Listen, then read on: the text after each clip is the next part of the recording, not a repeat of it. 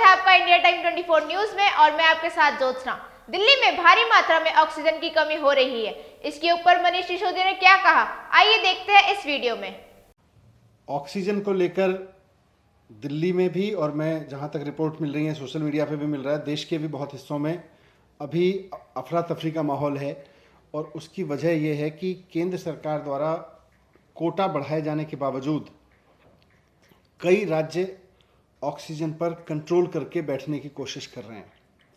दिल्ली के कई सारे अस्पतालों में इस वक्त ऑक्सीजन का संकट है।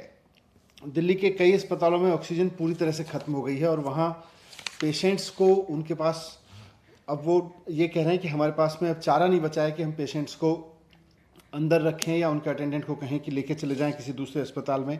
लेकिन दूसरे अस्पताल में भी कहाँ लेके जाएंगे, वहाँ भी ऑक्सीजन का संकट है। मुझे भी लगातार कई अस्पताल सुबह से एसएमएस भेज रहे हैं, व्हाट्सएप भेज रहे हैं, ईमेल्स भेज रहे हैं। सरोज अस्पताल है, राठी अस्पताल है, शांति मुकुंद अस्पताल है, तीर्थराम अस्पताल है, यूके हॉस्पिटल है, जीवन हॉस्पिटल है। इन सब का कहना है कि हमारे यहाँ पे ऑक्सीजन ख़त्म हो गई है। हम जैसे तैसे उनको कुछ सिलेंडर कहीं से दूसरे उससे रीअरेंज करके, थोड़ा सा किसी का स्टॉक ज़्यादा है उससे करके कराने की कोशिश कर रहे हैं। वो हमने कराया है, लेकिन इंटरनल अरेंजमेंट तो सिर्फ और सिर्फ बहुत मेकशिफ्ट अरेंजमेंट 2-3 घंटे के लिए हो सकता है, उससे ज़्यादा हो नहीं सकता।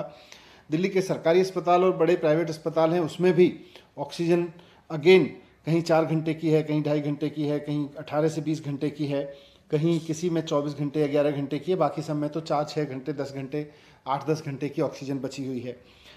सवाल यह है कि जब कल बहुत अच्छे से केंद्र सरकार ने अलोकेशन बढ़ा दिया दिल्ली का, बाकी राज्यों के भी अलोकेशन तय कर दिए, और जब देश में यही नियम लागू है कि केंद्र सरकार तय करेगी कि किस राज्य को कितनी ऑक्सीजन मिलनी है, तो फिर कुछ राज्य, और मैं नाम लेके स्पेसिफिक बोलूं तो हरियाणा और उत्तर प्रदेश की सरकारें इस तरह का व्यवहार क्यों कर रही हैं जैसे कि हरियाणा और दिल्ली और उत्तर प्रदेश का आपस में झगड़ा है। ये समय, जैसा मुख्यमंत्री जी ने भी कहा, आपस में झगड़ने का नहीं है, पूरे देश को इकट्ठे होकर लड़ने का है। अब हरियाणा, परसों जब मैंने प्रेस कॉन्फ्रेंस की थी उस वक्त ये था कि उत्तर प्रदेश में मोदी नगर में उत्तर प्रदेश पुलिस और उत्तर प्रदेश के अधिकारियों ने वहाँ से डिलीवरी नहीं आने दी। कल उत्तर प्रदेश से सुचारू सिस्टम चला तो हरियाणा के अधिकारी वहाँ के प्लांट्स में जाके बैठ गए, उन्होंने वहाँ से नहीं जाने दी। हरियाणा के पानीपत के ऑक्सीजन के प्लांट से, जो एयर लिक्विड का प्लांट है, वहाँ से रात को 3 बजे तक ऑक्सीजन नहीं निकलने दी दिल्ली की, 12 बजे तक, और जब जाके 12 बजे वो अधिकारी हटे उसके बाद में निकली है। अगर केंद्र सरकार द्वारा कल बढ़ाए गए कोटे को छोड़ भी दें तो कल तक 378 मीट्रिक टन दिल्ली सरकार का कोटा था।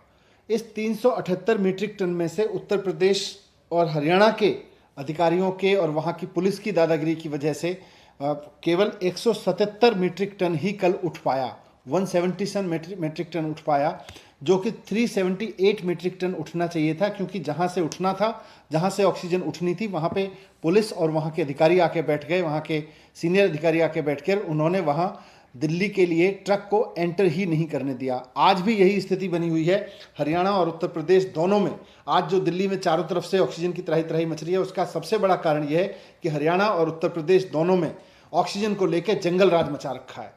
वहाँ की सरकारें, वहाँ के अधिकारी, वहाँ की पुलिस वहाँ के ऑक्सीजन प्लांट से दिल्ली के लिए ऑक्सीजन निकलने नहीं दे रही है। हमारे अधिकारियों ने वहाँ के सीनियर अधिकारियों से बात की है, भारत सरकार के इंटरवेंशन में भी हमने बात करने की कोशिश की है, लेकिन वहाँ ज़मीन पे स्थिति नहीं बदल रही है। हमारे टैंकर्स बाहर खड़े हुए हैं, उनको अंदर नहीं जाने दिया जा रहा है। केवल हरियाणा के प्लांट में हरियाणा के टैंकर्स को अंदर जाने दिया जा रहा है। मेरी केंद्र सरकार से हाथ जोड़ के गुजारिश है कि इस समय जिस दरिया दिली से और जो बहुत व्यवहारिक समझ के साथ में आपने दिल्ली का कोटा बढ़ाया था हमारी रिक्वेस्ट पे, उतने कोटे की ऑक्सीजन हमको मिल सके।